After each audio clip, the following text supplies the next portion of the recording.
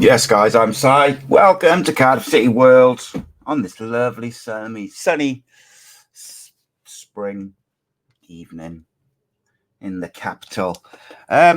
So it's an interesting one.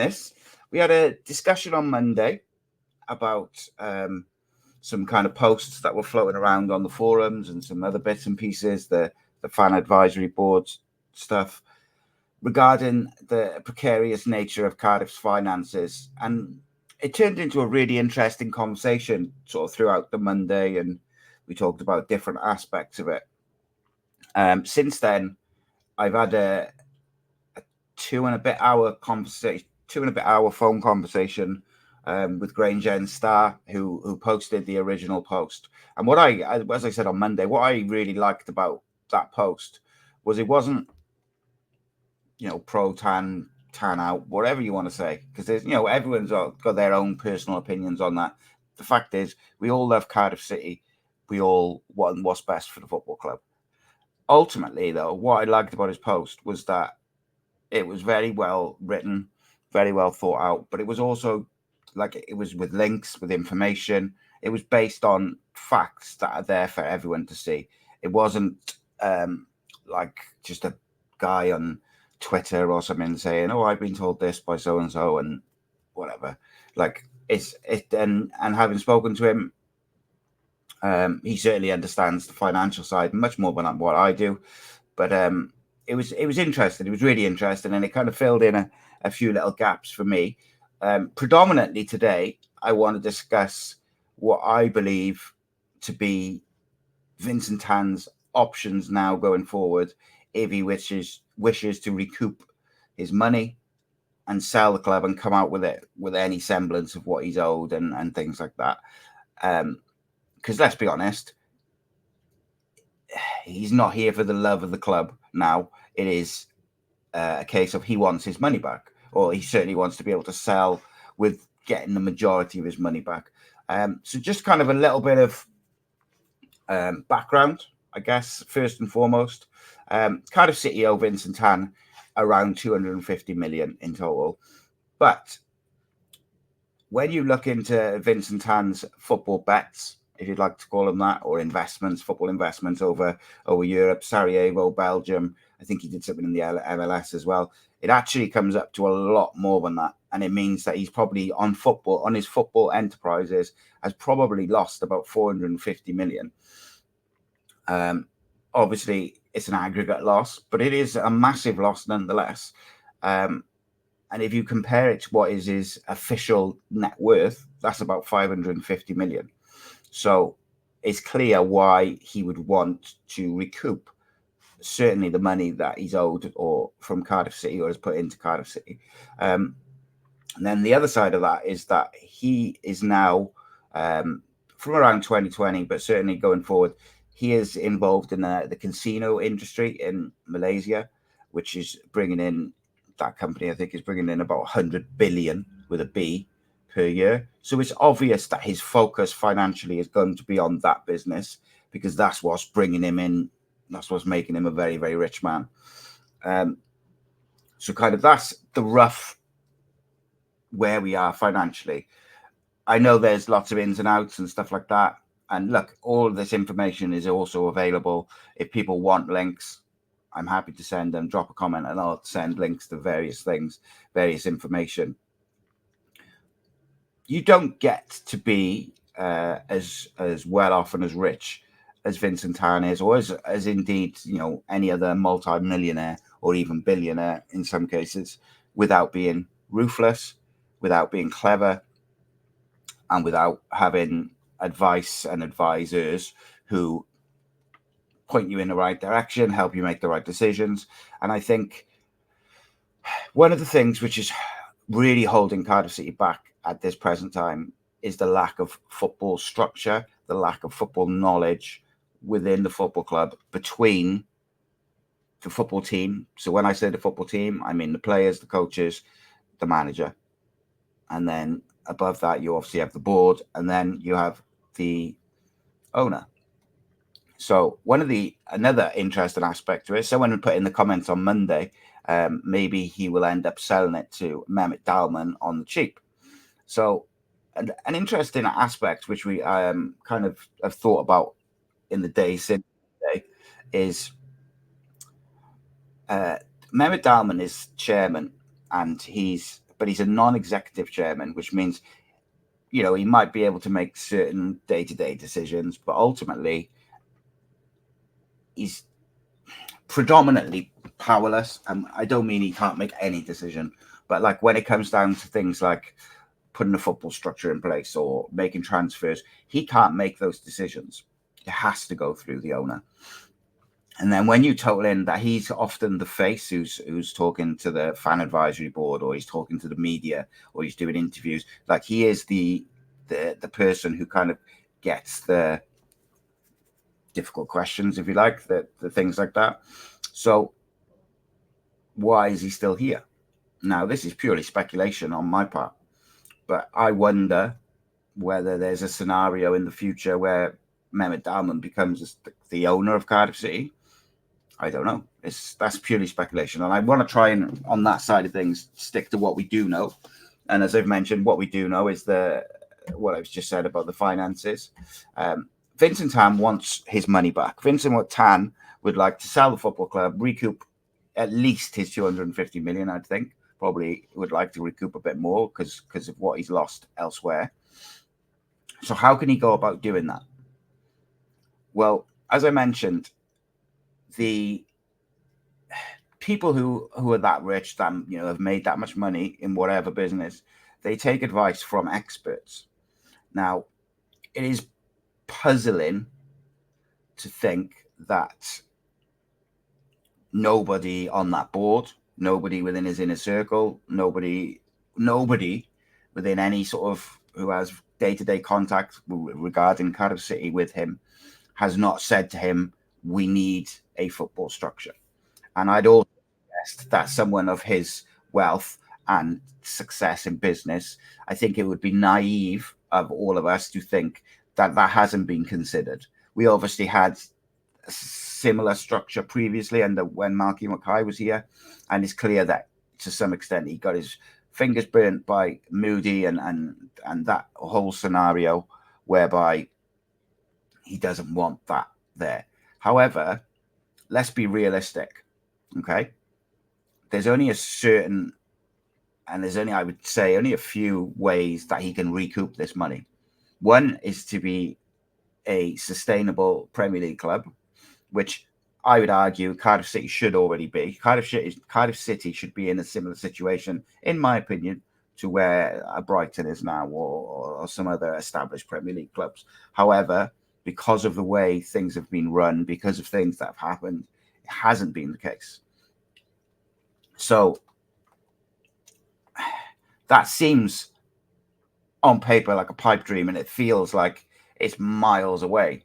But I would argue actually that the investment needed to take Cardiff City from where they are now to an established Premier League club is not as much as people think. Like, I'm not saying it's obviously an astronomical amount of money to you and me, but football is a different world.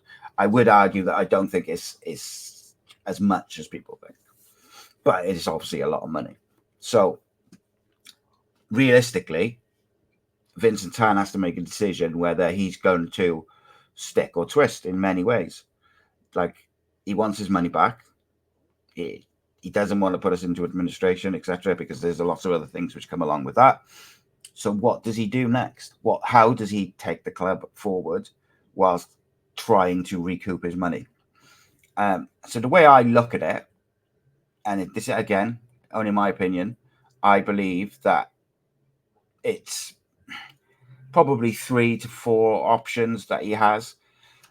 So I kind of want to run through those options one by one and discuss them. Try to more so for me, so I don't lose my train of thought. And I done a lot of reading and a lot of research this week, but ultimately, I'm doing it live because I want to look to the comments and involve people in the discussion as a bit later on.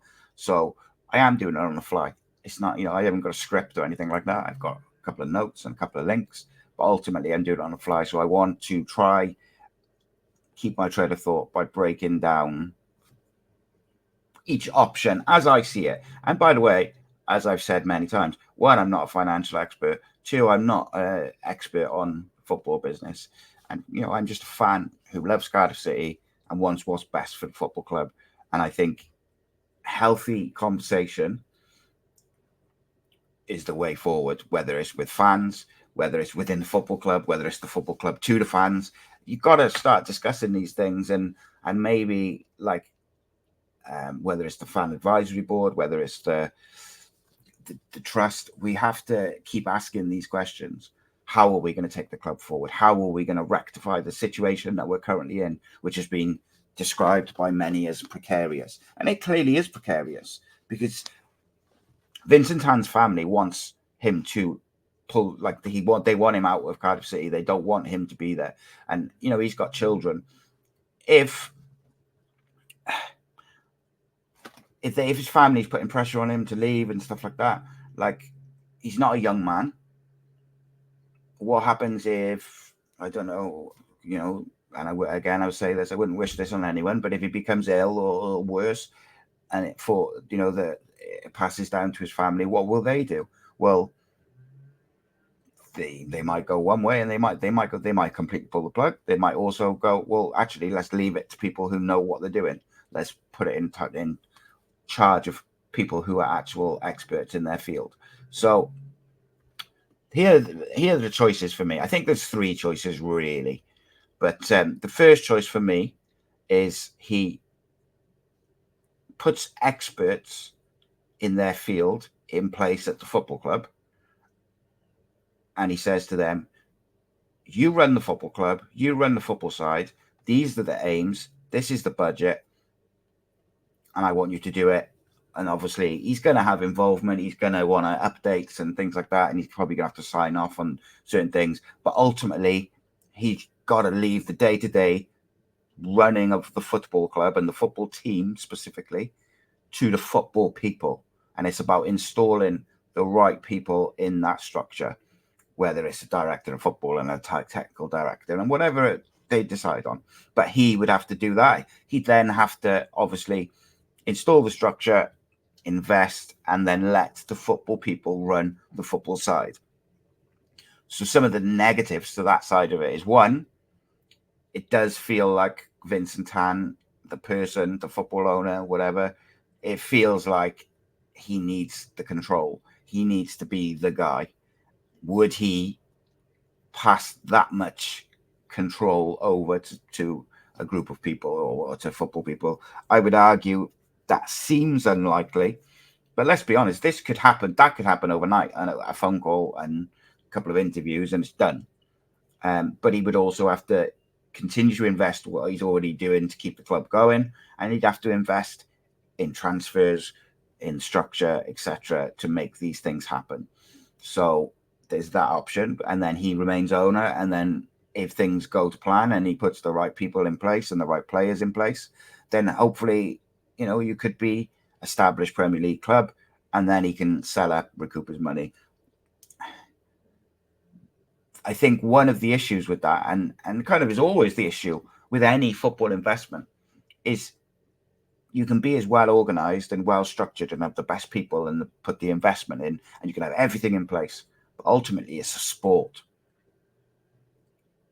So you can have everything perfectly in place and everything great, and the finances there and the investments there, and things you still don't win, or you still don't, win the playoff, win the final, get promoted, whatever it may be. You get undone on the day and get relegated on goal difference, whatever it may be. It's a sport, so it's unpredictable.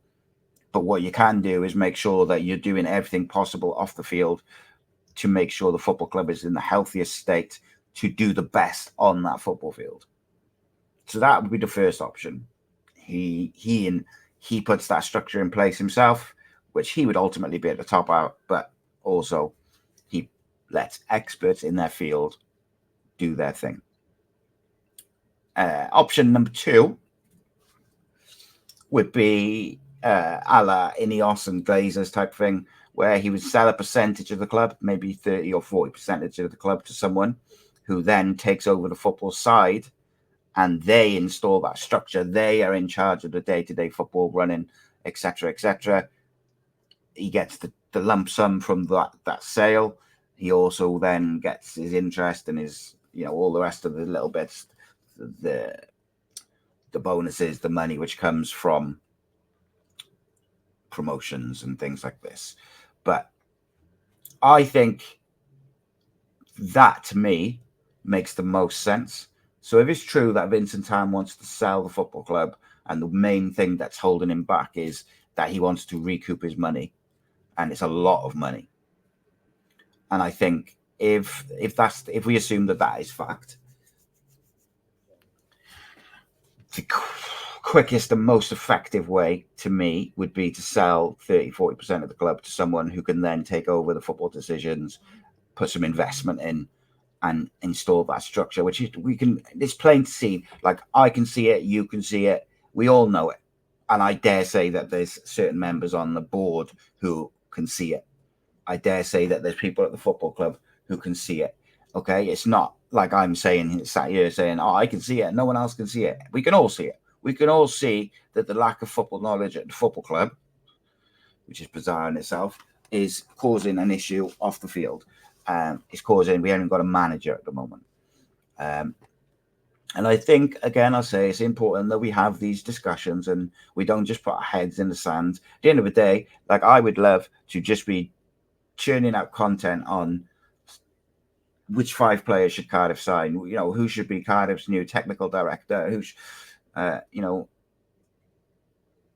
what tactics can Bullet implement next season to take us into the playoffs, etc. Like, all these different things. I'd love to be just focusing on the football, but the fans are the lifeblood of the football club. Without the Cardiff City fans, there is no football club. And I think we shouldn't just ignore the situation we're in, without getting all deep into the rebrand and all the different things. Like, I'm pretty sure we were promised a debt-free football club 15 years ago.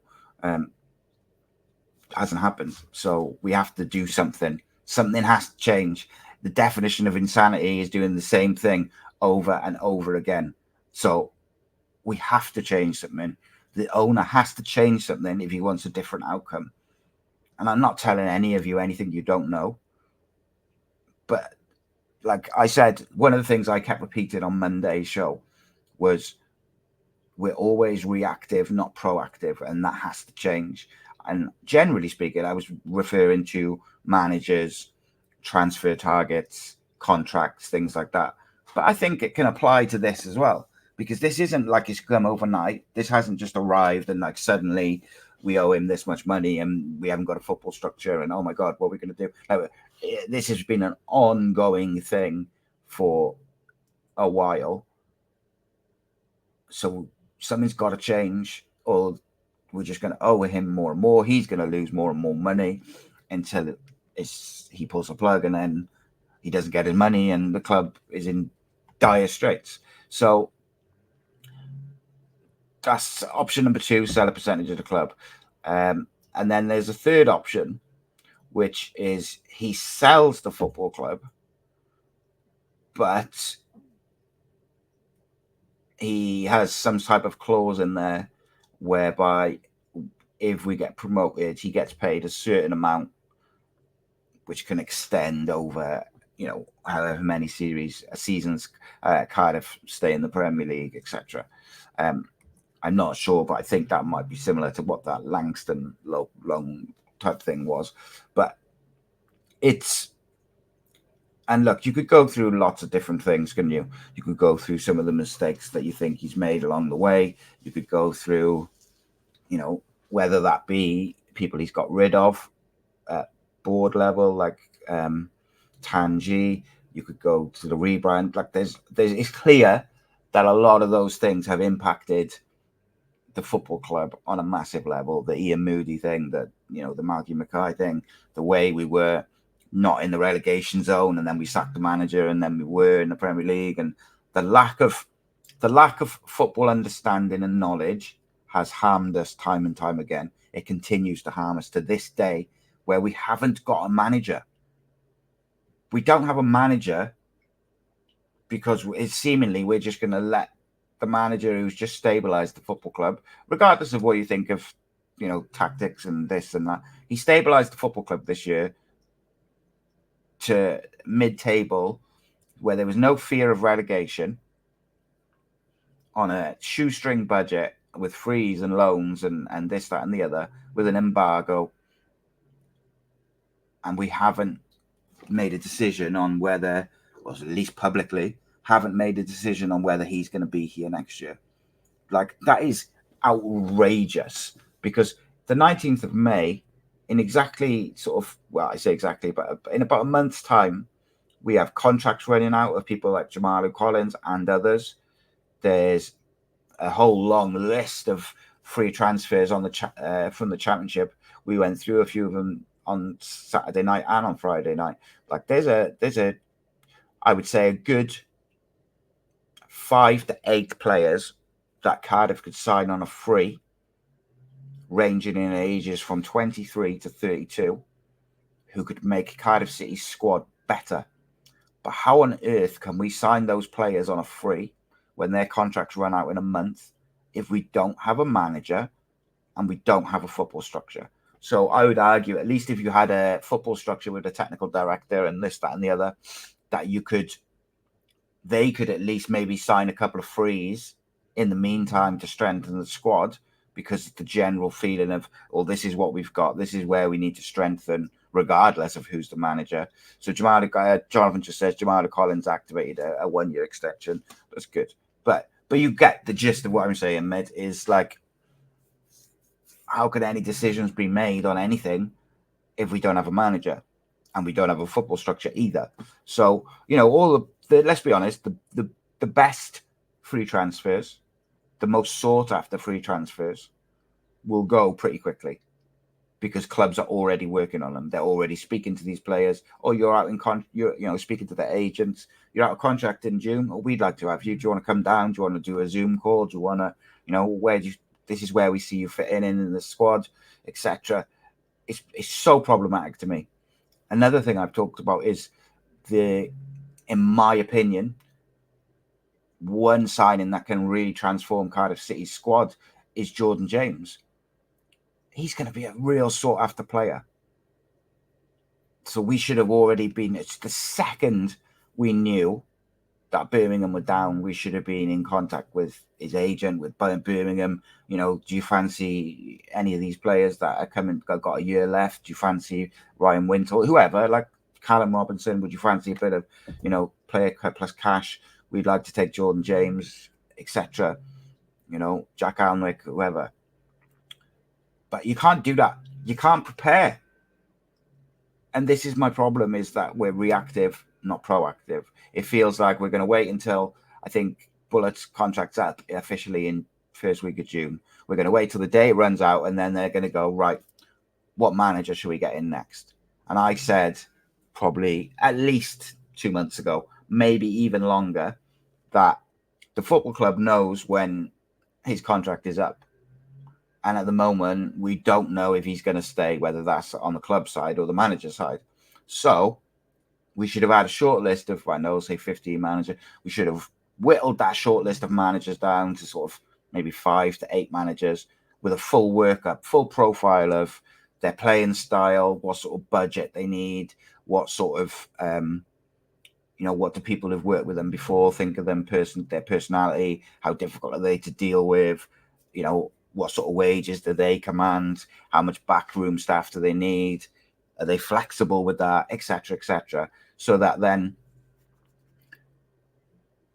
if when his contract runs out that day, or the sort of last couple of days of that, you can contact the people on your list or their agent and say, we're really interested in having a conversation. Can you come in? Can you have a Zoom call? Blah, blah, blah. And then you can further say, like, what would you do with this squad? Where do you see us? How do you see us playing? Do you think you could take us forward on this budget, etc.? But we won't, and we're not. And it's the same with transfers. Jonathan says Jordan James will be way out of our price range. I don't necessarily agree with that. Like, don't get me wrong. I think it would take a big chunk of our price range. Depends what our budget is as well. But I saw like prices of 1.5, 2 million being quoted the other day, and I think we've got a couple of players who we could offer as a make weight to bring that price down a little bit as well. But who knows, mate? Who knows what Birmingham will ultimately? It'll come down to what Birmingham's financial state is as well, and if they need to sell him, or if they just going to sell him because they've gone down. He's far too good for League One.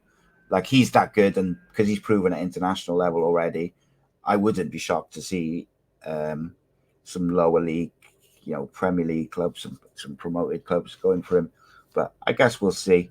The lack of football structure is massive, and it's ultimately going to be the downfall if they don't change something, because the way things are going, even if, like, say this season we'd got lucky and got to the playoffs, right? Say, all right, let's a hypothetical, right? Say we'd got Kiefer Moore and we weren't completely useless in the transfer market, and we'd got Kiefer Moore in January and he'd scored 8-10 goals or whatever between January and the end of the season. We'd gone on a run, we were flying, and we somehow made it to the playoffs, right? And we somehow got through on penalties. Like, we're not ready on or off the field, so chances are we'd come straight back down. And all right, you parachute payments and stuff like that. But realistically, the way for him to recoup his money is for us to be, from a football side of things, is for us to be an established Premier League club. So, and that's why it's so important to have the structure in place off the field. Then you get the players in the squad in place, the manager in place, and you build year by year, not in 12 months. Very, very unusual for a manager to come in and just be able to get you, completely transform the way you play, completely transform everything. 12 months later, get promoted. 12 months later, get promoted again. Kieran McKenna did it. I saw someone saying to me the other day, Kieran McKenna came in and got back-to-back promotions. Kieran McKenna, is one of the best young coaches in Europe, easily. And he already was before he went to Ipswich. People just didn't give him the credit that he deserved. But also, Ipswich have got a structure off the field. They're more prepared off the field to do it. And then when you got that structure and that preparation off the field, when you do get the right manager, and as I said the other day, for players, for managers, for coaches, sometimes it's just a case of being at the right place. And it's the right place for you and everything clicks. I used Nathan Jones as an example. He was at Luton working on a budget. It was just the right place for him. Did really, really great job. And then when he went to Southampton, and they had the structure and everything in place, they got a great academy, etc. It just wasn't the right fit. And then he went back to Luton and did very well for a bit again. So sometimes it's just the right person at the right place, and everything falls into place.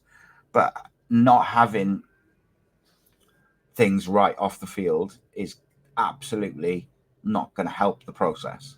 I'm just going to fly back through some comments.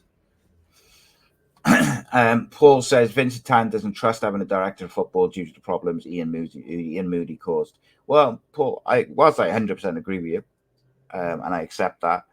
Ultimately, mate, he's hemorrhaging money, and if he wants his money back, he needs to change something. And just because one person didn't work doesn't mean another person's not going to work in that structure. And you don't have to have a director of football. You could have a technical director, an academy director, and you could have a team of them who have got a plan, and they kind of structure out over the whole club from transfers down to the academy, and it could all be fluid and all be organised. But that would, that's what organised in Cardiff City doesn't really feel like it's the right word. Jonathan says, what is the role of Kenneth Cho? We hardly see him anymore. He seems to have very little input, but he's still there, basically the forgotten man.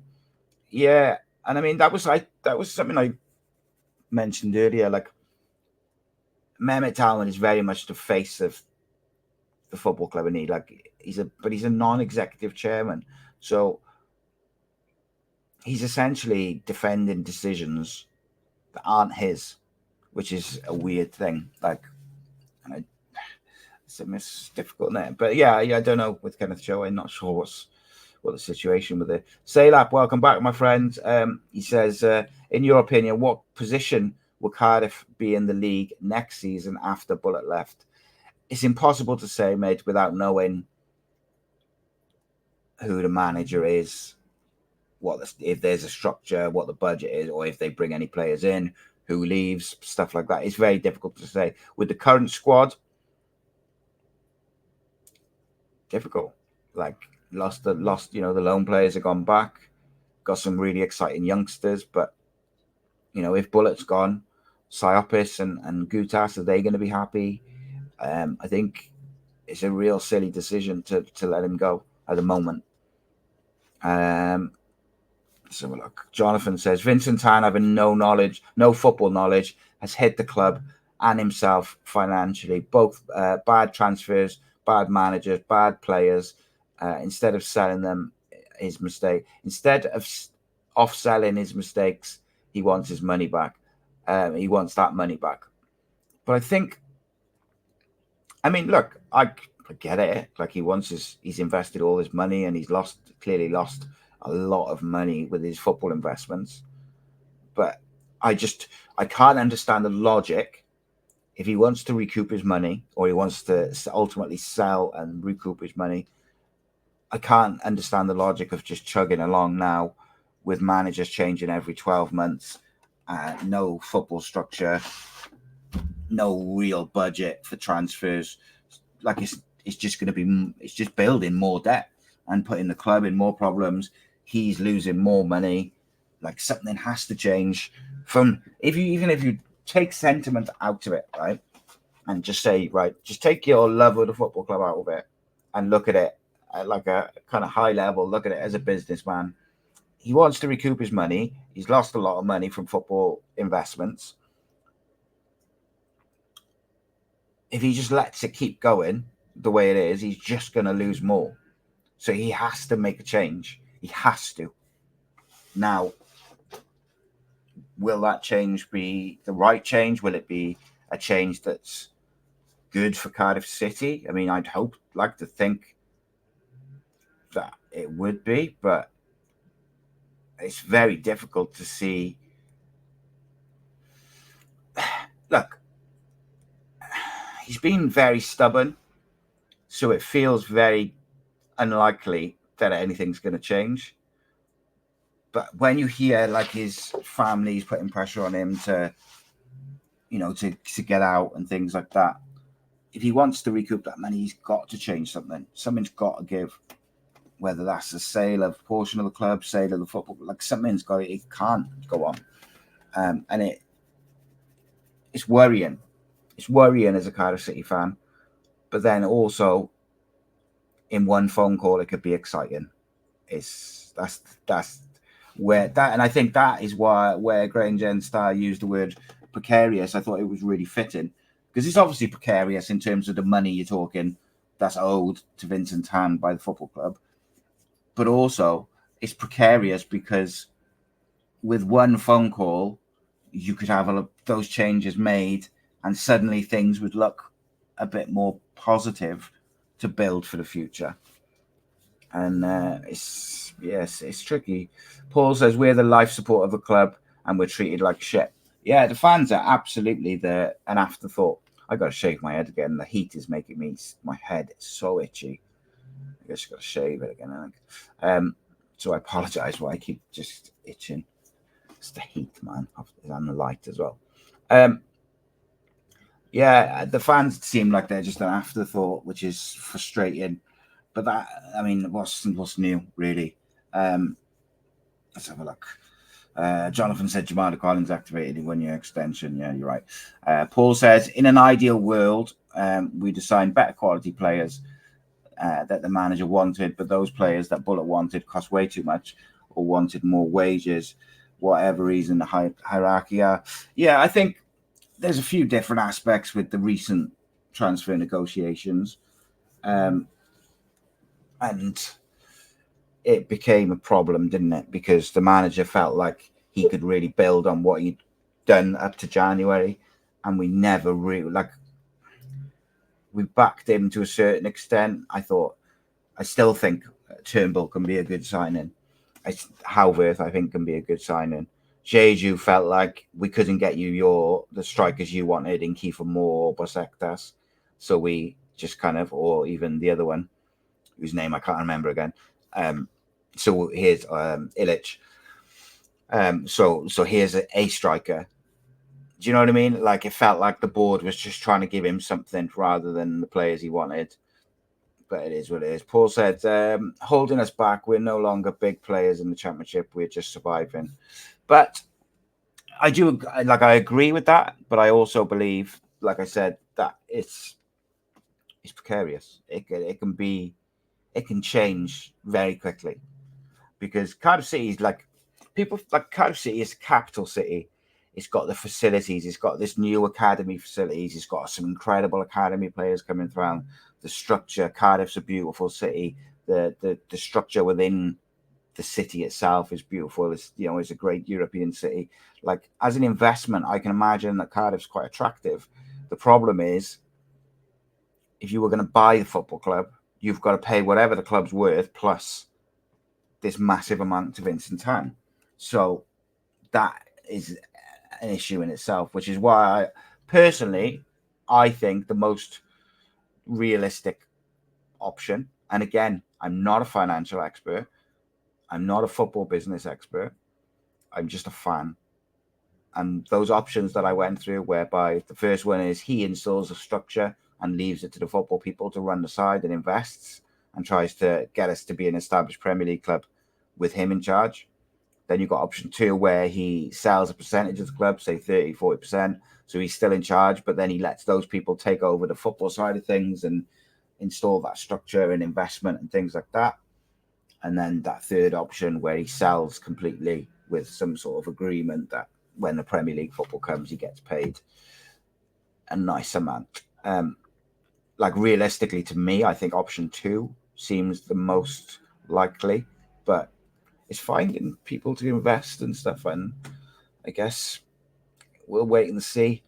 Jonathan says Jordan James will be well out of our price range, and if we are losing Bullet, then Gutas and Cyprus will go. So we need Michelle Heelick, who should be a bit cheaper. Paul says Bullet has had the contract now for 3 weeks, if that. And I still think 3rd of June we're getting the news that he's moved on because he's had a better offer elsewhere. So off we are. I don't necessarily think it's that he's had a better offer elsewhere. I think that there's certain terms that he wants. I think he wants longer than 12 months in terms of, from what I've read, is he's been offered 12-month contract with he gets the extension if they get in the top 6 or top 8 or whatever it is, promoted or whatever that caveat is. But he wants the stability of like a 3-year contract, say, or a 2-year contract. But he also wants the budget.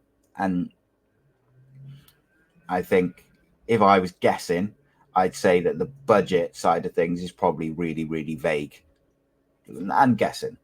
Jonathan says we likely need 2 starting wingers, a striker, a left centre back, a left back, a centre back, all before Jordan James. And that forward line isn't cheap, getting good players. The point I'm making financially is the amount of debt caused paying players and managers off is the mistake, and he covers the finances with loans is just shocking. Yeah, it is, mate, 100%. And I agree with you. I think actually we need 2 strikers, or certainly we need one out-and-out number 9. And then when I was going through the freeze, I used Josh Windass as an example, who's someone who's proven in the Championship, scores goals, can play up front, but can also play in midfield, can play on the right, can play on the left. So you've got that versatility with them as well. But he can also play as an out-and-out number 9. But I agree, we need a left back, we need 2 wingers, 2. Maybe we get away with 1 winger if we sign someone who can play, say, just as a hypothetical, if we sign Josh Windass on a free and then sign 1 winger and 1 striker, I think that's doable. But I also believe that whilst I do think that Turnbull can work as a number 8 alongside Siopis, particularly if you've got Joe Rawls jumping in there for certain games, certain scenarios. I think that can work. But I would like to see a younger number 8 or a younger midfielder come in, probably with Ryan Wintle moving out. And that's no disrespect to Ryan Wintle. It's purely trying to reshape the squad and we rebuild. But we'll see, I guess. Paul says definitely his mistakes, Jonathan. Mistakes he's not taking responsibility for, and he's banking on getting a big payout from the Salah case. But even that, mate, is not that. Even if we get the 100 million euros or whatever it was that was quoted, like there's lawyers and there's fees, like there's things that's got to be paid out of that. So it's not like he'd get 100 million straight in one.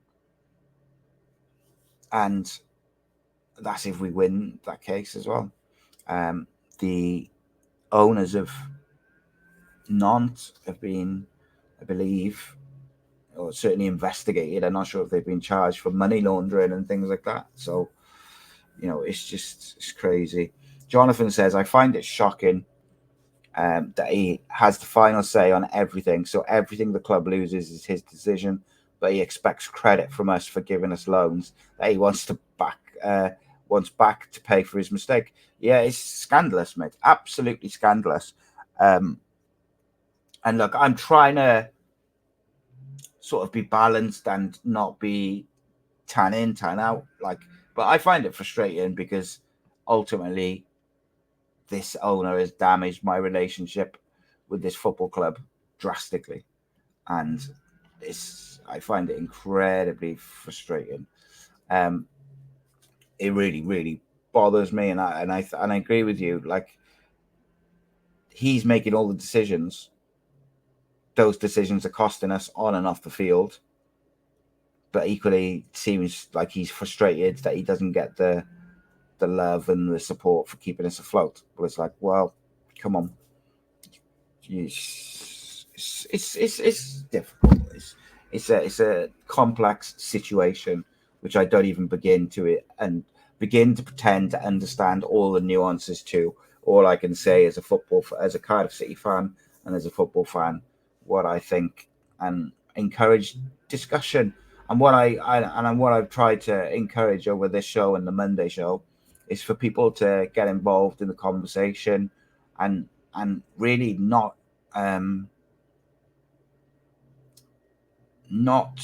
just bury your head in the sand and be like, oh, Tan's great, he's keeping us afloat, or the other way as well, and just be like, oh, Tan out, he's the worst. Like look into it and talk about it and discuss it, and hopefully this fan advisory board will now give the fans at least a way to put these questions.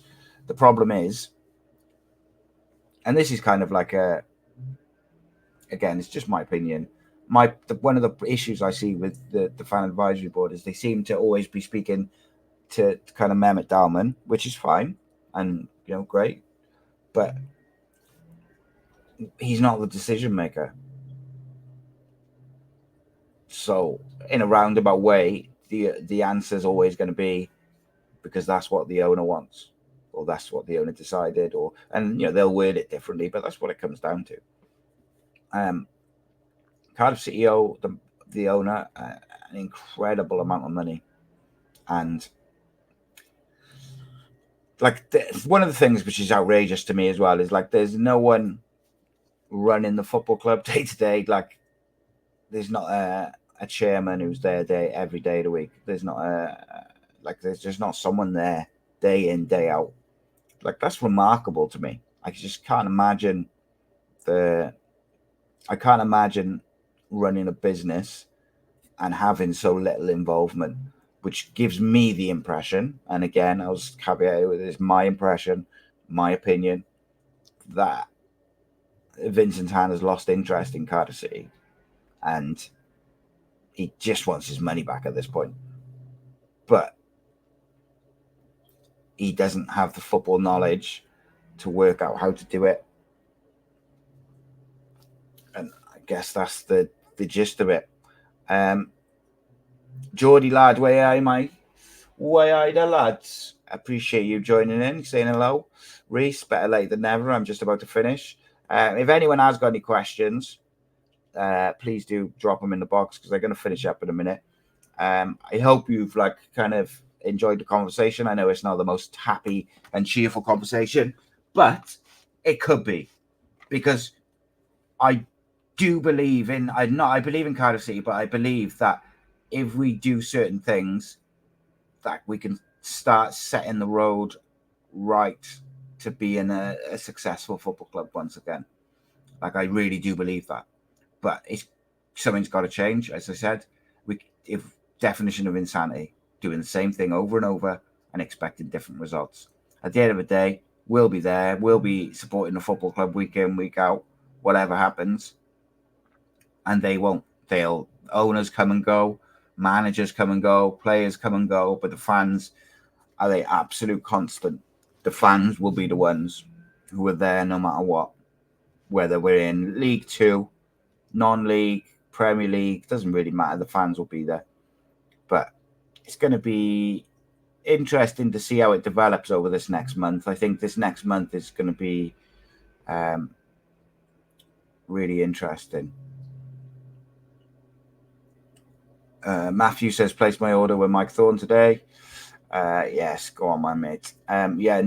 He's got a shop. Yeah, he's got a shop down in Surrey.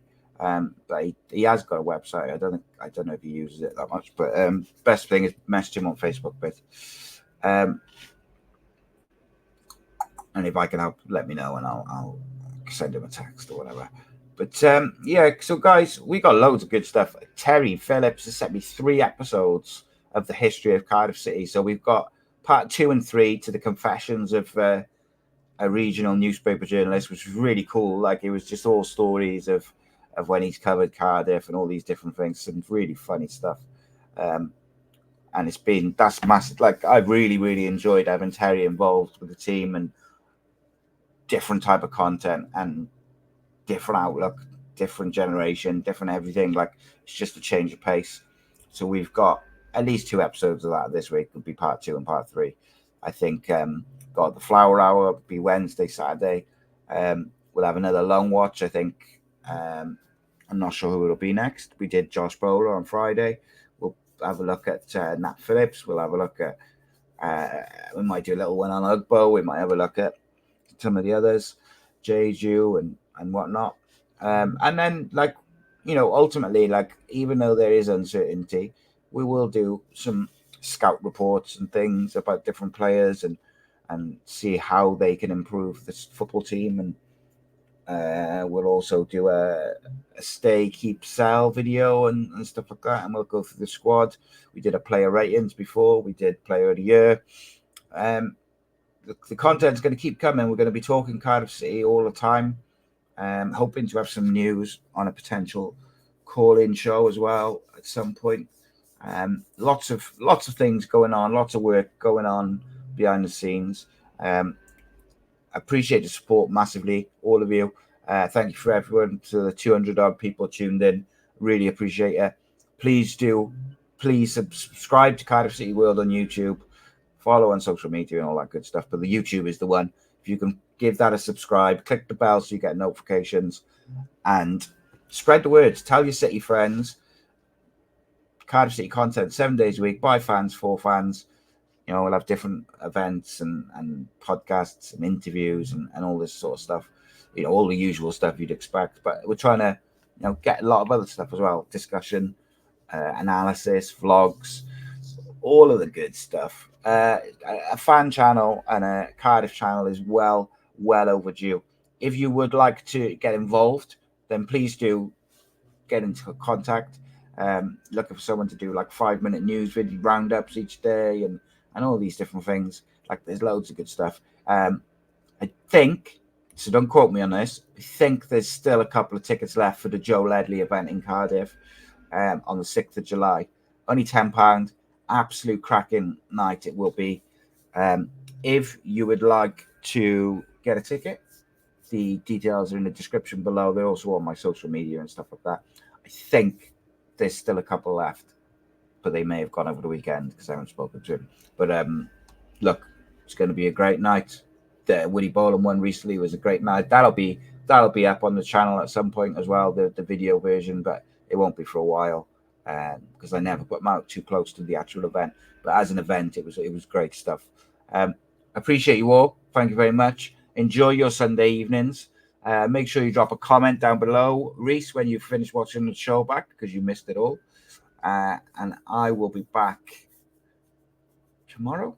No, Tuesday. I'll be back Tuesday, I think. I don't know. I'll be back later in the week. Innit? Nice one, guys. Thank you very much for your time. Appreciate you. Take it easy.